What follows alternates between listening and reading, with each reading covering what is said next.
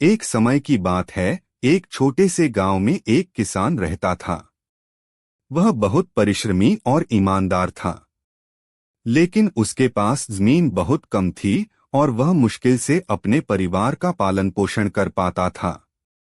एक दिन किसान अपने खेत में काम कर रहा था, तभी उसने जमीन में एक पुरानी सोने की मोहर देखी। उसने वह मोहर उठाई और उसे ध्यान से देखा। मोहर बहुत पुरानी लग रही थी। किसान ने सोचा, इस मोहर को बेचकर मुझे अच्छा पैसा मिल सकता है। लेकिन फिर उसने सोचा, नहीं, मुझे इसे अपने लाभ के लिए इस्तेमाल नहीं करना चाहिए। यह गांव की धरोहर हो सकती है। उसने गांव के प्रमुख को बुलाया और मोहर को उसके हवाले कर दिया। गांव के प्रमुख ने सभी गांववासियों को बुलाया और किसान की ईमानदारी की प्रशंसा की।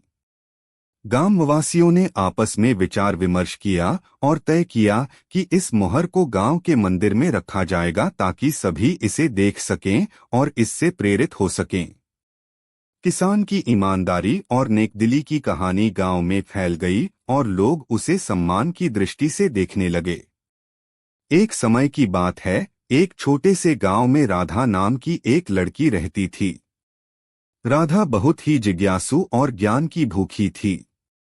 वह हर दिन अपने दादा दादी से कहानियां सुनती और उनसे नए नए सवाल पूछती। एक दिन राधा के दादा ने उसे एक पुरानी किताब दी और कहा, राधा, इस किताब में ज्ञान का खजाना छुपा है। इसे ध्यान से पढ़ना और समझना। राधा ने खुशी खुशी किताब ले ली और उसे पढ़ना शुरू किया। किताब में कई कहानियां और विचार थे, लेकिन सबसे महत्वपूर्ण था एक मंत्र, ज्ञान बांटने से बढ़ता है। राधा ने इसे ध्यान से पढ़ा और सोचा कि इसका क्या अर्थ हो सकता है। उसने निर्णय लिया कि वह जो भी ज्ञान हासिल करेगी उसे दूसरों के साथ बांटेगी। राधा ने गांव के बच्चों को इकट्ठा किया और उन्हें पढ़ाना शुरू किया। वह उन्हें किताब की कहानियां सुनाती और समझाती। धीरे धीरे गांव के बच्चे भी ज्ञान की ओर आकर्षित होने लगे और उनमें पढ़ने की रुचि जाग गई। कुछ समय बाद गांव में एक स्कूल खोला गया और राधा की मेहनत और ज्ञान बांटने की भावना के कारण गांव के सभी बच्चे अच्छी शिक्षा प्राप्त करने लगे। गांव के लोग राधा की प्रशंसा करने लगे और उसे बहुत आदर देने लगे। इस कहानी से हमें यह सीख मिलती है कि ज्ञान सिर्फ अपने तक सीमित रखने से नहीं बढ़ता, बल्कि उसे दूसरों के साथ बांटने से बढ़ता है। दूसरों की मदद करने से हमें खुद भी संतोष और खुशी मिलती है। एक समय की बात है। एक छोटे से शहर में आनंद नाम का एक व्यक्ति रहता था। आनंद बहुत मेहनती और ईमानदार था, लेकिन उसकी आर्थिक स्थिति अच्छी नहीं थी। वह अपने परिवार का पालन पोषण करने के लिए दिन रात काम करता था। एक दिन आनंद को एक बहुत महत्वपूर्ण काम से दूसरे शहर जाना पड़ा। रास्ते में उसे एक गहरी खाई मिली। खाई को पार करने का कोई सीधा रास्ता नहीं था। आनंद ने देखा कि एक बूढ़ा व्यक्ति खाई के किनारे बैठा है और परेशान लग रहा है। आनंद ने बूढ़े व्यक्ति से पूछा, बाबा, आप इतने परेशान क्यों हैं? बूढ़े व्यक्ति ने कहा, बेटा, मुझे इस खाई को पार करना है, लेकिन मेरे पास ताकत नहीं है और न ही कोई साधन। आनंद ने सोचा कि अगर वह बूढ़े व्यक्ति की मदद करेगा तो उसका अपना काम भी देर से होगा, लेकिन उसने निर्णय लिया कि मदद करना ही सही है। उसने बूढ़े व्यक्ति को अपनी पीठ पर उठाया और खाई को पार करने में उसकी मदद की। जब वे खाई के दूसरी ओर पहुंचे तो बूढ़े व्यक्ति ने आनंद को धन्यवाद दिया और कहा, बेटा, तुम्हारी मदद से मैं यहां तक पहुंच पाया।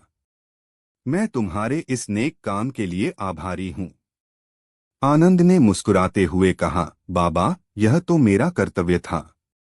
बूढ़े व्यक्ति ने आनंद को आशीर्वाद दिया और कहा, बेटा, तुमने आज जो किया है उससे तुम्हारा भविष्य उज्जवल होगा।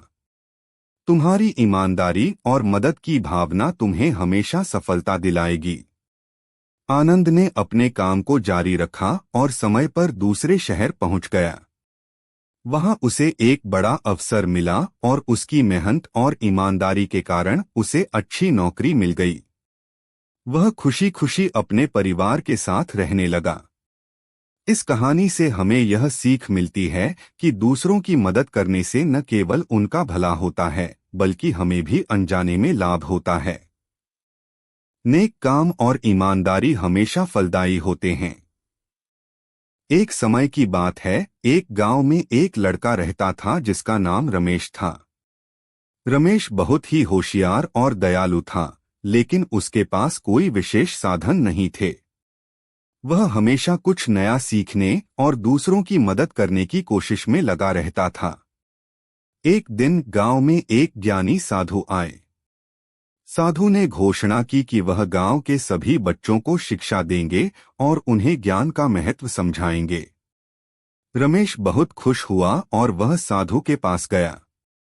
साधु ने रमेश की उत्सुकता और जिज्ञासा देखकर उसे विशेष ध्यान से पढ़ाना शुरू किया। साधु ने रमेश को कई महत्वपूर्ण बातें सिखाईं, लेकिन सबसे महत्वपूर्ण बात जो उन्होंने सिखाई वह थी, सच्चा ज्ञान वही है जो दूसरों की भलाई के लिए उपयोग किया जाए। रमेश ने इस बात को दिल से समझा और इसे अपने जीवन में अपनाने का निर्णय लिया। साधु के जाने के बाद रमेश ने गांव के बच्चों को पढ़ाना शुरू किया। वह उन्हें न केवल किताबों का ज्ञान देता, बल्कि जीवन के महत्वपूर्ण मूल्यों के बारे में भी सिखाता। कुछ वर्षों बाद रमेश के प्रयासों के कारण गांव के बच्चे पढ़ लिखकर अच्छे नागरिक बन गए। गांव में खुशहाली और समृद्धि आने लगी। गांव के लोग रमेश की सराहना करने लगे और उसे बहुत सम्मान देने लगे। इस कहानी से हमें यह शिक्षा मिलती है कि सच्चा ज्ञान वही है जो दूसरों की भलाई के लिए उपयोग किया जाए। जब हम अपने ज्ञान और संसाधनों का उपयोग दूसरों की मदद के लिए करते हैं, तो न केवल हम खुद को समृद्ध बनाते हैं, बल्कि अपने समाज को भी बेहतर बनाते हैं।